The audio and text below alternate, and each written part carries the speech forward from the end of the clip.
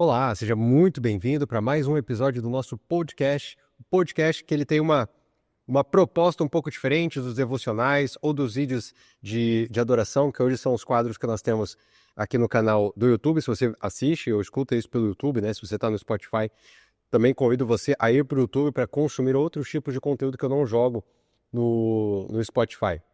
Mas a proposta é um pouco diferente porque aqui a gente busca ser mais profundo. Aqui os vídeos são mais longos, aqui a gente pode se debruçar um pouquinho mais em um emaranhado maior de textos da Escritura. Então aqui é um lugar para onde a gente vai mergulhar em águas mais profundas. Convido você a você deixar o seu gostei, isso é muito importante. Isso é muito importante para que a mensagem do canal, para a mensagem que nós temos aqui, alcance ainda mais pessoas, para que o algoritmo do YouTube entenda que este conteúdo é importante e relevante. Então, muitas das pessoas vêm e até gostam, mas deixam de dar ali, né, de dar a sua contribuição com o like. Não custa nada, só você abaixar um pouquinho para baixo a sua tela e deixar o seu gostei. E se fizer sentido para você, já se inscreve no canal para você não perder nenhum dos nossos conteúdos semanais. Eu queria falar um pouquinho hoje sobre adoração. Adoração é um tema muito importante, adoração é um tema muito relevante e que tem me ferido muito nos últimos anos. Nos últimos 2, 3 anos é um tema que eu mais tenho estudado, é o tema que mais tem ocupado a minha área de estudo e ainda estou muito longe, por mais que tenha separado esses 3 anos para entender sobre adoração, entender qual que é a perspectiva bíblica de adoração, entender sobre louvor coletivo, o que o Senhor espera de uma congregação, o que Ele espera de uma igreja viva. Nesse momento, sabe, aquele momento da liturgia que geralmente é onde se inicia o culto, o momento que abre o culto, o que Ele espera nesse momento de louvor coletivo, o que Ele espera de uma vida. O que Ele espera referente a uma vida de louvor, o que significa ter uma vida de louvor, o que significa ter uma vida de adoração. E adoração é um tema muito importante para o Senhor. Se você for ver de Gênesis a Apocalipse, a batalha sempre foi sobre a adoração. Desde o início da história do ser humano, desde o início era sobre adoração. Deus cria o ser humano ali, e a Bíblia fala que Ele nos cria para que nós possamos adorá-lo. Nós não fomos criados para substituir uma quantidade X de anjos que foram expulsos do céu, sabe? Nós somos criados com um propósito muito nobre, que é podermos contemplar a glória do Senhor. Existe um devocional só sobre Apocalipse capítulo 4 e 5. Apocalipse capítulo 4 e 5 são ali a descrição de como funciona a dinâmica da sala do trono. Enquanto nós estamos ouvindo, enquanto eu estou conversando com você neste momento, enquanto você está ouvindo e consumindo esse conteúdo, nesse mesmo momento, lá na sala do trono, existem anjos, existem seres que estão ao redor do trono, bendizendo e louvando aquele que está assentado no trono. Também existe um cordeiro assentado no trono como se houvesse sido morto. E existem milhares de criaturas, milhares de anjos. Você tem ali os 24 anciãos que lançam as suas coroas, você tem ali os seres viventes que cantam sem cessar. Eles dizem que digno é o cordeiro. Então você vê que nesse momento, enquanto a gente está aqui, existem seres cobertos de olhos no céu que estão louvando ao Senhor de eternidade em eternidade. Eles estão recebendo a cada milésimo de segundo uma nova revelação de quem Deus é, porque Deus é essa fonte infinita de prazer, de revelação, de contemplação. A Bíblia vai dizer em 2 Coríntios 3, capítulo 18, em 2 Coríntios, capítulo 3, verso 18, que a contemplação vai nos transformar. Agora nós, com os rostos descobertos, vamos contemplando ao Senhor, sem mais o véu que nos separa. Pelo sangue de Cristo, esse véu foi rasgado e agora nós podemos contemplar o Senhor. E essa contemplação é uma contemplação que nos transforma. Você já observa ali, Gênesis a Apocalipse, que o tema central das Escrituras é sobre adoração. Deus faz uma promessa a Abraão, que de Abraão sairia uma grande nação. Mas séculos depois daquela grande promessa, a única coisa que você tinha era uma nação que não tinha terra e que era escrava de uma outra nação. A nação de Israel era escrava até então, até que Moisés aceitasse com muita relutância o chamado para ser o libertador de Israel, para ser usado como o libertador de Israel. Até então você tinha uma nação que vivia debaixo de escravidão. E essa nação, ela é recuperada, ela é liberta, mas não é de uma hora para outra. Essa nação ainda precisava, por causa da sua obediência, por causa da sua ignorância, por causa da sua incredulidade, ela fica vagueando pelo deserto durante 40 anos. E você vai ver, você já observa Deus nesse meio tempo sendo muito pedagógico, falando acerca de outros ídolos, falando acerca de quem eles deveriam realmente adorar. Você observa cada instrução, cada vez que Deus aparece para dar uma instrução, ele fala: eu sou o Senhor teu Deus, que te tirou do Egito. Adore somente a mim. Então a gente observa que, ao longo das Escrituras, o tema adoração ele é muito importante para o fé. Na verdade, tudo que tange a nossa vida, se a gente pudesse resumir em uma só sentença, seria: a quem nós adoramos, a quem nós amamos. E essa é uma pergunta muito importante. Quem você realmente tem adorado? O que você realmente tem adorado? Será que é o Senhor? Mas também é a outras coisas que você tem prestado culto? E ao mesmo tempo que esse é um tema importante para Deus, esse é um tema que a gente não dá tanta relevância assim. Nós percorremos outros temas que são importantes, mas que são periféricos. Mas quando se trata de adoração, cada um já tem o seu conceito. Quando trata de adoração, a gente pensa somente no momento coletivo de culto e cada um já tem a sua opinião formada. Tem que ser um momento de reverência. Muitos confundem reverência com respeito, né? Muitos confundem o momento de louvor com um momento simplesmente somente de emoção, de sentimentalismo. E a gente cada vez caminha mais longe da perspectiva bíblica do que Deus espera de uma vida de adoração e também de uma comunidade que o adora. Isso se traduz até nas entrelinhas, até nas coisas que a gente fala e não percebe. Vamos para a igreja hoje assistir culto. Irmão, culto você não assiste. Culto você presta. Assistir culto muito provavelmente revela de você uma conduta passiva. Você vai para a igreja somente para receber. Você vai para a igreja esperando aquilo que o ministro de adoração vai te vender, a ideia que ele vai te vender para te convencer a você abrir sua boca e você cantar. Você vem para a igreja na expectativa de que o pregador seja um pregador eloquente, que ele tenha um poder de persuasão, para te convencer a você dar a ele ouvidos. Justamente porque a gente vive essa ideia errada do que significa adoração, do que significa culto realmente. Culto a gente presta. Abra a tua Bíblia comigo, não é o texto assim chave, mas é o texto introdutório em Salmos, capítulo 150. A gente já tem, até te encorajo a você depois sair desse vídeo, sair desse áudio, sair desse podcast e ir para o episódio chamado Salmo 150, destrinchando, né, o Salmo 150, ali que é basicamente o que eu gosto de chamar de o tratado da adoração. Um salmo muito especial, um salmo muito bonito e também, ao mesmo tempo, muito desafiador, muito ofensivo até em determinados pontos. O Salmo 150 diz assim: Aleluia! Louvem a Deus no seu santuário, louvem-no em seu magnífico firmamento, louvem-no, pois pelos seus feitos poderosos, louvem-no segundo a imensidão da sua grandeza, louvem-no ao som de trombeta, louvem-no ao som com a lira, com a harpa, louvem-no com tamborins e com danças, louvem-no com instrumentos de cordas, com flautas, louvem-nos com símbolos sonoros, louvem-no com símbolos ressonantes. Tudo o que tem vida, louve ao Senhor. Aleluia. Um salmo aparentemente simples, mas existem nuances importantes da gente observar. Olha só.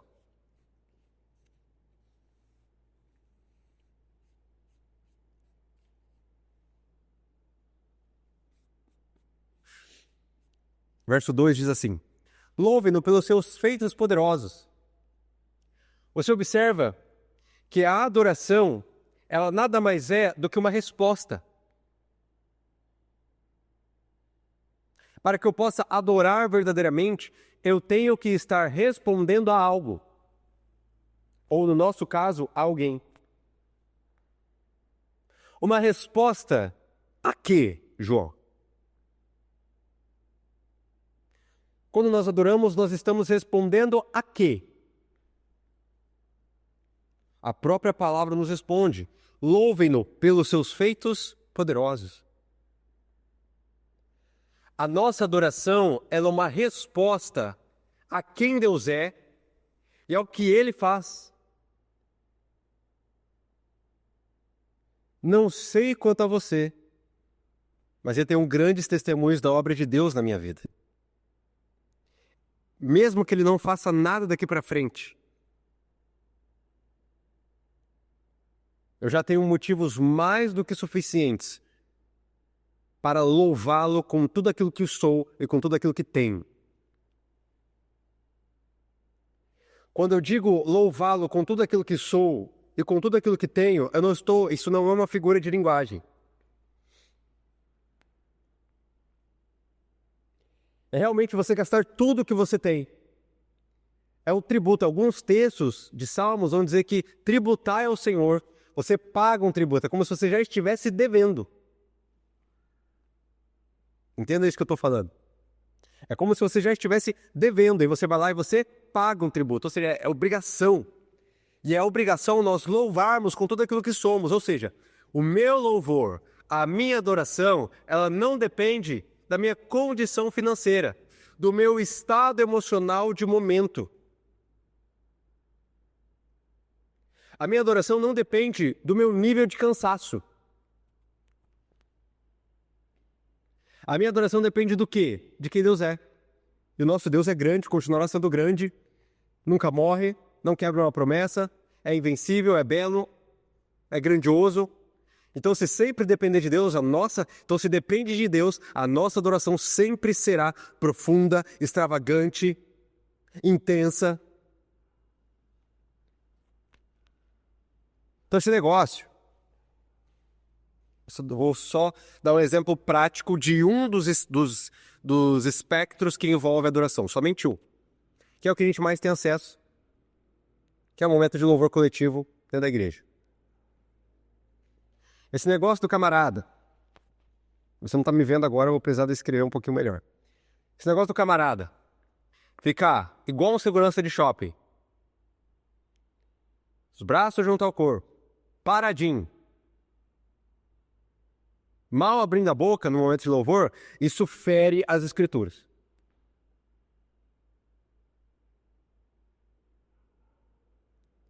É claro que Deus, na sua misericórdia, permite que a gente vá crescendo na revelação de quem Ele é e na revelação da sua palavra.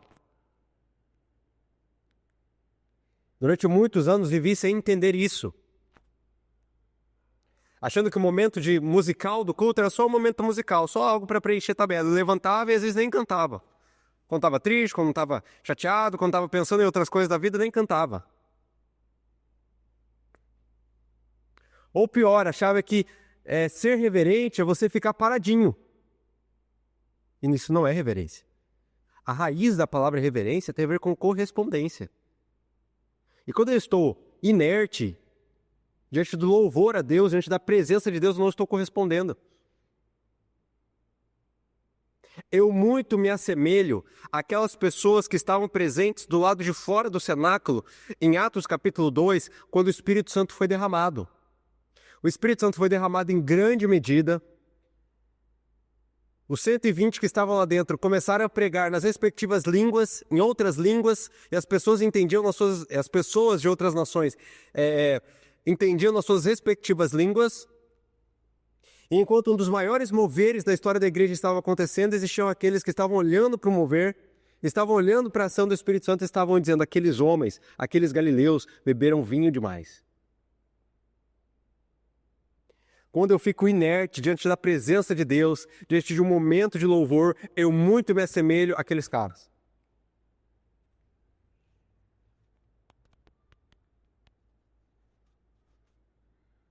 Eu não preciso, eu ofendo as Escrituras quando eu dependo de um bom músico, quando eu dependo de uma banda, quando eu dependo de que seja tocada a música que eu gosto.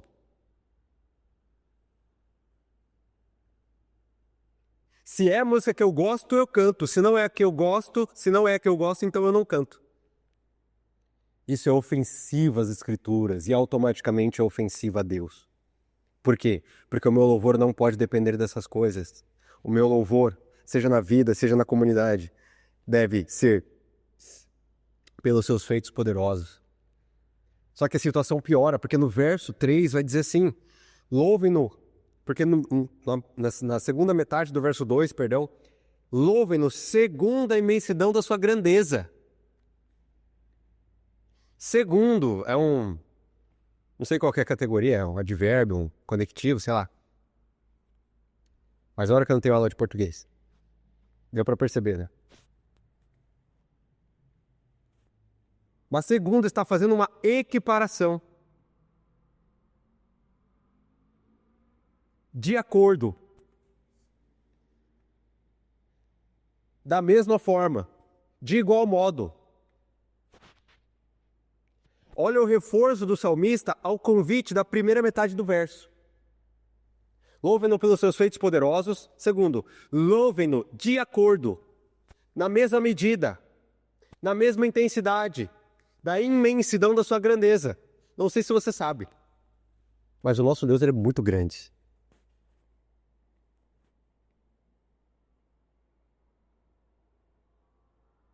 Eu quero ir mais fundo nisso que o texto está nos dizendo hoje e permita que o Espírito Santo ministre ao seu coração. Eu sempre luto comigo mesmo, sempre quando eu vou liderar a adoração, liderar um momento de louvor ali na igreja, sempre quando ou quando eu tô em casa sozinho com meu violão.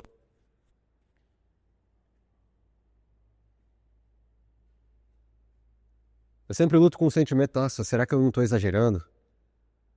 Será que eu não estou sendo intenso demais? E parece que sempre quando vem esse sentimento, e é algo muito, muito, muito, muito automático, esse pensamento vem, quando eu menos percebo, não tenho controle sobre ele, mas na mesma hora que esse pensamento vem, é como se o Espírito Santo falasse comigo.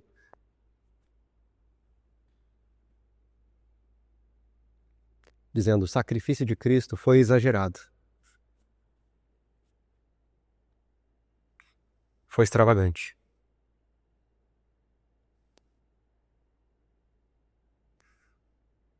Imagine que todos nós estamos agora vivendo na mesma época de Jesus, a gente entende que ele é o Messias e tal. E a gente se encontra ali no caminho, daqueles que assistiram o caminho de Jesus até o Calvário. Você se atreveria, vendo Jesus carregando a pesada cruz, sangrando, com uma coroa de espinhos na cabeça, quase não aguentando mais.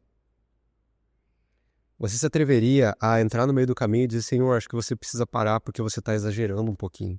Eu acho um pouco de exagero.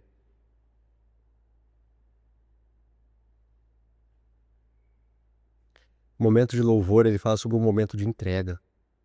E Cristo entregou tudo. Só que a gente é tão preocupado com a opinião dos outros que a gente tem medo de exagerar.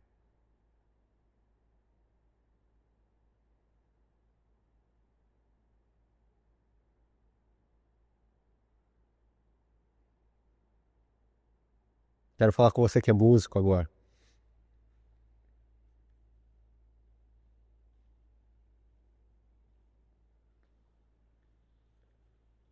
Às vezes a gente está numa igreja um pouco mais tradicional e a gente fica com medo de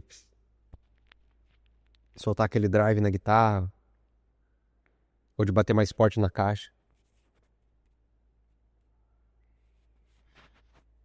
Pode fazer aquele slap no baixo. Cara, se você está debaixo de revelação, posso te encorajar?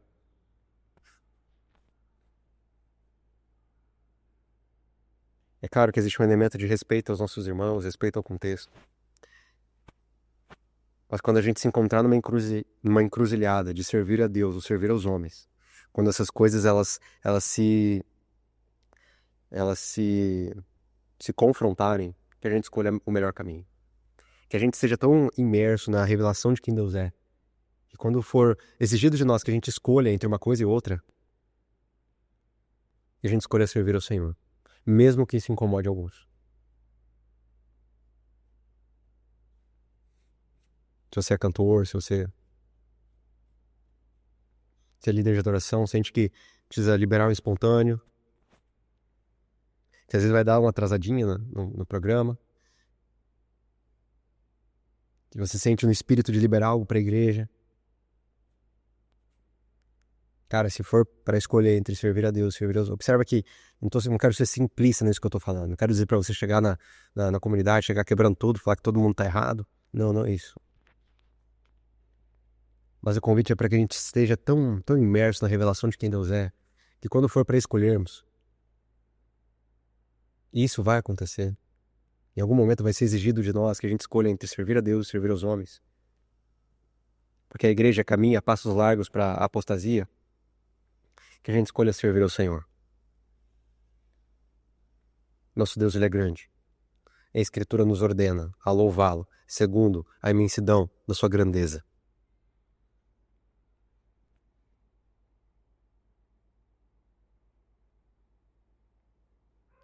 Isso que eu estou falando é ofensivo. Sabe por quê?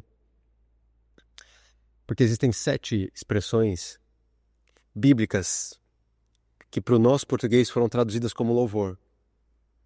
Mas são 7 expressões diferentes que significam coisas diferentes. Uma das expressões mais ofensivas e que particularmente eu mais aprecio é a expressão halal. H-A-L-A-L.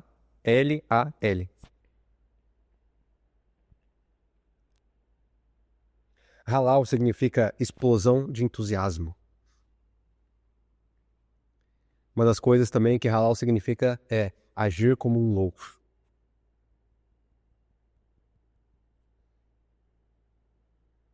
Então, fazendo uma tradução bem livre mesmo, do texto original, é como se estivessem dizendo assim: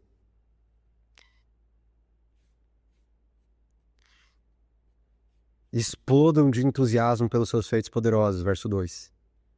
Hajam como loucos, segundo a imensidão da sua grandeza.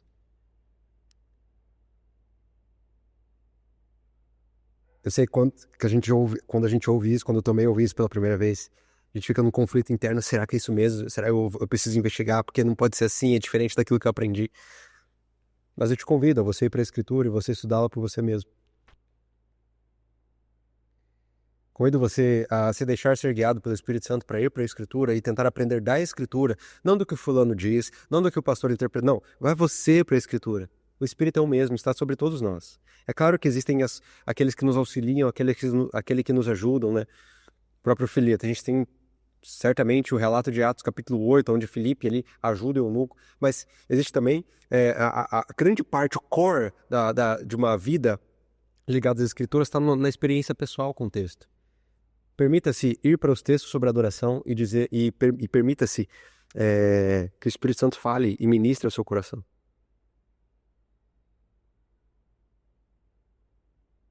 Para que sejamos uma geração que adora somente um. Feita essa pequena introdução, vamos para o texto-chave de hoje.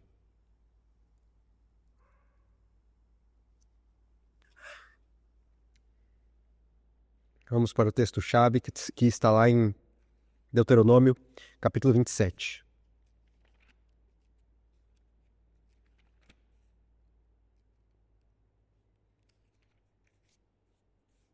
Deuteronômio, capítulo 27, do verso 2 até o verso 10. Deuteronômio, o último aí do Pentateuco, né, os 5 primeiros livros da Bíblia. Deuteronômio, capítulo 27, do verso 2 até o verso 10. Diz assim: quando vocês atravessarem o Jordão e entrarem, isso é o próprio Deus falando, quando vocês atravessarem o Jordão e entrarem na terra que o Senhor, o seu Deus, lhes dá, levantem algumas pedras grandes e pintem-nas com cal. Escrevam nelas todas as palavras desta lei. Assim que tiverem atravessado para entrar na terra que o Senhor, o seu Deus, lhes dá, terra onde emana leite e mel com fartura, como o Senhor, o Deus dos seus antepassados, lhes prometeu. E quando tiverem atravessado o Jordão, levantem essas pedras no Monte Herbal, como hoje lhes ordeno.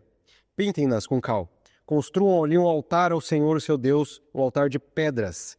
Presta atenção nisso. Não utilizem ferramenta de ferro nas pedras. Façam o altar do Senhor, o seu Deus, com pedras brutas, e sobre ele ofereçam holocaustos ao Senhor, o seu Deus. Ofereçam também sacrifícios de comunhão, e comam e alegrem-se na presença do Senhor, o seu Deus. E nessas pedras que levantarem, vocês escreverão com bastante clareza todas as pedras, todas as palavras desta lei. Aqui existe uma ordenança de Deus já referente ao momento em que eles entrariam na terra, né? Então é posterior. Você observa que por mais que Deus tenha ordenado isso, quem vive essa promessa realmente ali no livro de Josué é Josué e toda essa nova geração de israelitas. E sabe, existem muitas coisas interessantes da gente observar aqui. Uma delas, por exemplo, é assim, como bebam e se alegrem na presença do Senhor, mostrando que a presença do Senhor é um lugar de alegria, não é um lugar fúnebre, não é um lugar onde a gente somente tem que ficar quietinho. Sim, muitas das vezes temos que ficar quietos para poder ouvir aquilo que o Senhor está dizendo, mas também, muitas das vezes, é um lugar de alegria, é um lugar de regozijo, ou seja, você pode estar na mesa da sua casa e a presença de Deus está ali. Você pode estar no café da manhã na sua casa, você pode estar no almoço na igreja, num churrasco da igreja e a presença de Deus estar ali. Muitas vezes a gente desassocia, né? Qualquer coisa que remeta à alegria, qualquer coisa que remeta a prazer, qualquer coisa que remeta à felicidade com a presença de Deus. Mas nada poderia estar mais distantes e até nada poderia ser mais ofensivo às Escrituras. Porque a presença de Deus é um lugar onde a gente pode comer, onde a gente pode se alegrar, onde a gente pode beber. Achei muito interessante isso. Mas a ênfase que eu quero dar é no verso anterior a este. Ou nos versos, ali no verso 5 que diz, construam ali um altar ao Senhor, né? Antes de entrar na terra, você constrói um altar e existe uma instrução muito clara, não utilizem ferramenta de ferro nas pedras. Façam um altar do Senhor, no verso 6, com pedras brutas. Isso aqui é muito significativo.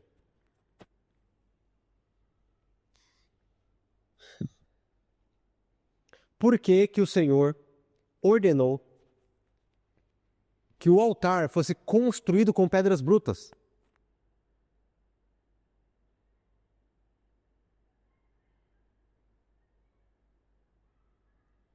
Não faz sentido, pensa comigo. Eu vou depender, então, do formato da pedra que eu achar para poder se encaixar, para poder construir e levantar um altar. Se eu utilizasse ferramentas para deixá-las num formato um pouquinho mais ergonômico, eu poderia fazer esse processo muito rápido, muito mais rápido, porque eu achava qualquer pedra, eu encaixava ela no formato que eu queria e construía um altar. Não seria mais simples? E é aí que Deus queria trabalhar. E é nisso que Deus quer trabalhar no nosso coração hoje.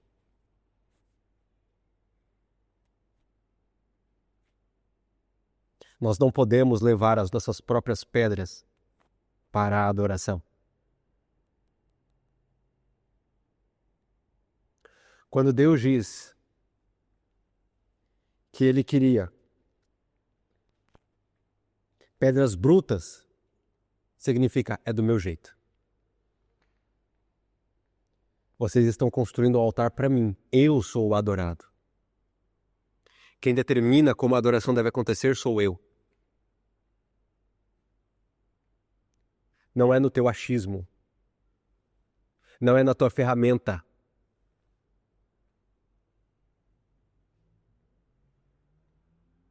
Ele é o Senhor. Quem diz como o Senhor tem que ser adorado é o próprio Senhor.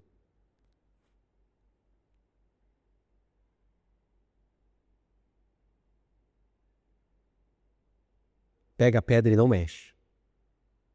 Deixa ela do jeito que ela está. Porque então você vai depender totalmente de mim.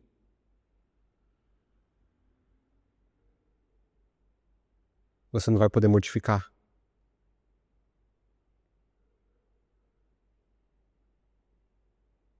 Você vai depender de mim para achar uma pedra que dê base para a sustentação da construção.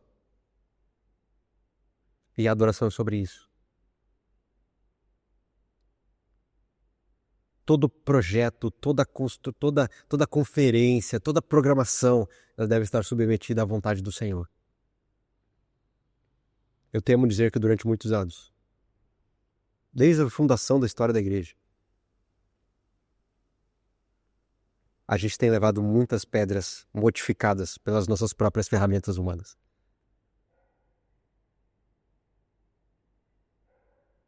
A gente quer ter o controle sobre tudo. Deus, o Senhor pode até se mover, mas nesse espaço aqui é o que eu separei para você na nossa programação.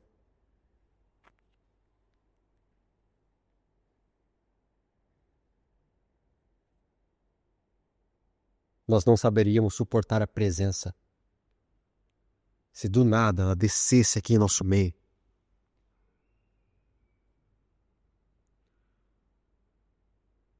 Como em muitos relatos da história da igreja nós lemos, onde a presença de Deus desceu sobre uma localidade, gerando convencimento de pecado, de juízo em todos os ímpios que estavam ao redor, sem que ninguém precisasse pregar, sem que ninguém precisasse entregar folheto. Se isso acontecesse hoje, a gente não saberia lidar. Ou a gente não perceberia. Isso se a gente fosse perceber, melhor dizendo. Nós não sabemos o que significa nem mesmo uma faísca da presença. A gente diz que adora, mas o que a gente está levando para o altar são pedras que a gente mesmo modificou porque a gente acha que o formato é mais bonitinho.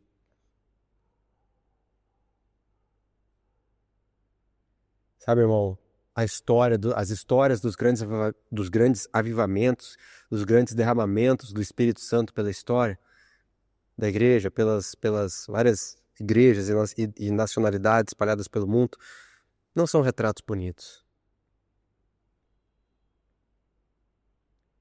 É de gente chorando copiosamente, é de gente esparramada no chão. É do William Seymour. Depois você pesquisa do William Seymour com a cabeça dentro de uma caixa de madeira para que ninguém olhasse para eles, só para o Senhor.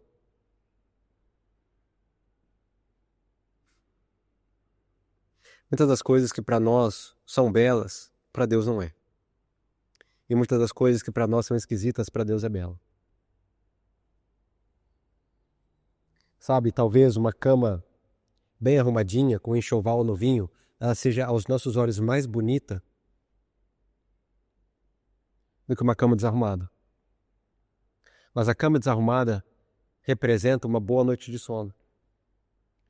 Uma pia vazia, né, bem limpinha, sem nada de louça, pode até ser mais bonita aos nossos olhos do que uma pia cercada de pratos e panelas. Mas os pratos e as panelas querem dizer que ali houve provisão. Estou fazendo só uma alusão para que você entenda. Para que a gente possa entender melhor. E olhar para aquilo que Deus considera belo de verdade.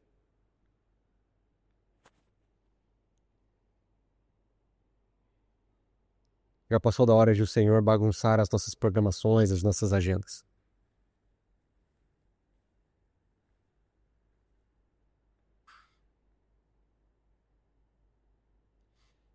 Da presença dele habitar e repousar sobre nós e não ser necessário mais pregadores. Não serem necessários mais ministros de louvor, porque a presença dele é suficiente. Eu nunca tive essa experiência. Almejo o dia em que terei.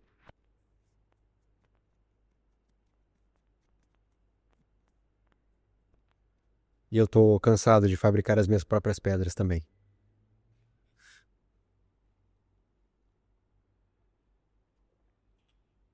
Às vezes eu escolho escolho o set list que eu sei que vai bombar e não ouço a voz do Espírito.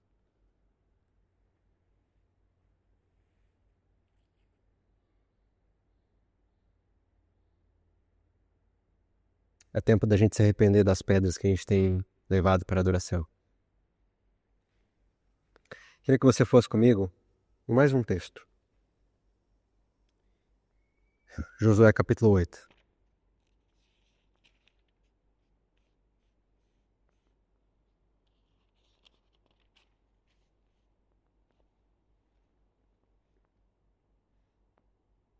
Então Josué, no verso 30 e 31. Então Josué construiu no monte Ebal um altar ao Senhor Deus de Israel, conforme Moisés, servo do Senhor, tinha ordenado aos israelitas. Ele construiu de acordo com o que está escrito no livro da lei de Moisés, o altar de pedras não lavradas, das quais não se usou ferramenta de ferro. Sobre ele ofereceram ao Senhor holocaustos e sacrifícios de comunhão. Mais um episódio louvável da vida do jovem Josué, que já não era tão jovem assim. Fez exatamente como o Senhor havia ordenado, e eles então adentraram a terra prometida. debaixo de um altar construído sem ferramentas humanas. Sem ferramentas humanas. A ferramenta humana aponta para os meus gostos. O culto tem que ser com a música que eu quero. O sermão tem que ser na duração que eu quero. No meu devocional eu vou ler só os textos que eu gosto. Sendo que existe um convite do Senhor implícito nas Escrituras para que nós comamos o cordeiro inteiro. Ele ensinou isso ao povo de Israel e está ensinando para nós hoje, como o cordeiro inteiro.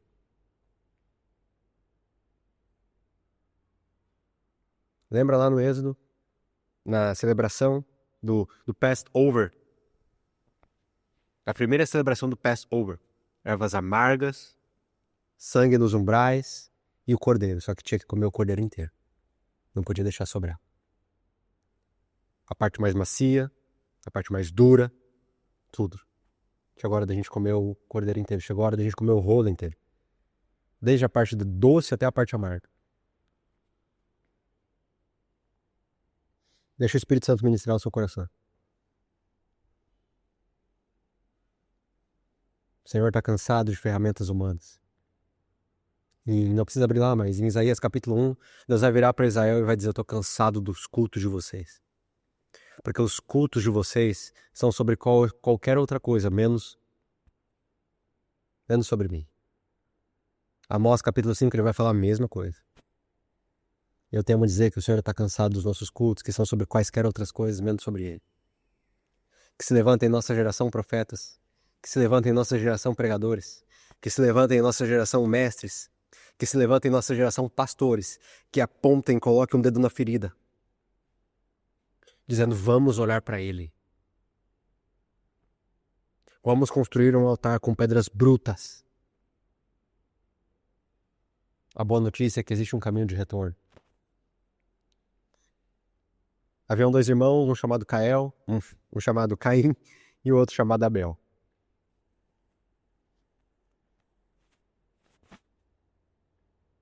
Os 2 iam oferecer sacrifício ao Senhor. Os 2 pegaram aquilo que eles tinham de melhor. Um estava debaixo da vontade de Deus, outro não estava. Para esse que não estava debaixo da vontade de Deus, e ofereceu, a gente sabe que o cordeiro sacrificado apontava diretamente para Cristo, então ao ele trocar o objeto do sacrifício, ele estava mexendo exatamente no significado. Era algo grave. Mas o Senhor, debaixo de muita misericórdia, diz assim: se você proceder bem, você será aceito.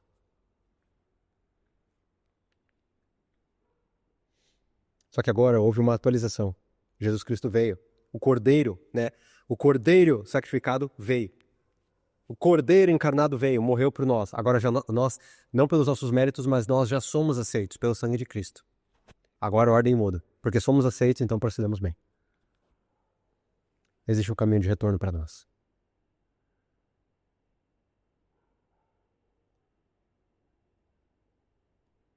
De nós não nos preocuparmos com aquilo que os outros vão pensar ou entregarmos o nosso perfume ao Senhor. Aquela mulher do livro de Lucas, no capítulo 7, ela não se importou com aquilo que aqueles homens eruditos iriam pensar.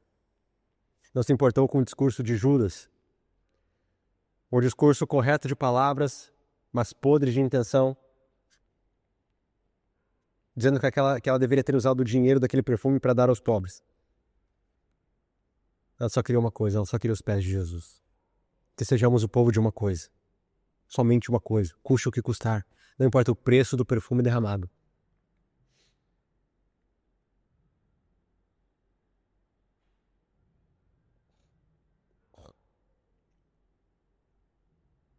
A única coisa que importa é a presença dele em nosso meio. A única coisa que importa é a tua presença em nosso meio, Jesus. Alcance cada coração que está ouvindo neste momento. Que não levemos mais nossas pedras para adoração. Nossas pedras mortificadas no formato que a gente acha mais bonito ou que se encaixa melhor no nosso gosto. Mas que a adoração seja totalmente para o Senhor e sobre o Senhor.